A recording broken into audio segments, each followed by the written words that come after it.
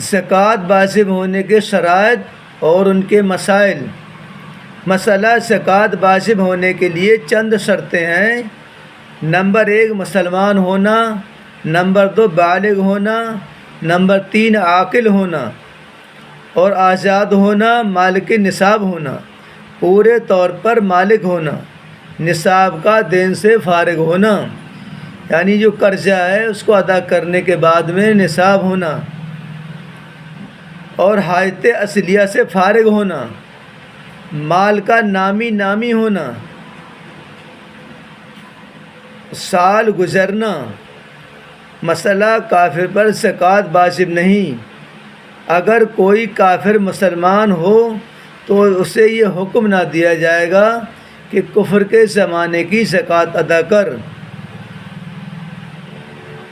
نابالغ پر زکوٰۃ واجب نہیں، مجنون پر زکوٰۃ واجب نہیں، جبکہ جنون پورے سال کو گھیر لے، اور اگر سال کے اول و آخر میں اچھا ہو جاتا ہے، چاہے بیچ سال میں نہ اچھا ہو، تو زکوٰۃ واجب ہے۔ اور جنون اگر اصلی ہو، یعنی جنون ہی کی حالت میں بلوغ یعنی بالغ ہوا، تو اس کا سال ہوش آنے سے شروع ہوگا۔ یوں ہی اگر جنون عارضی ہے مگر پورے سال کو گھیر لیا تو واجب ہے،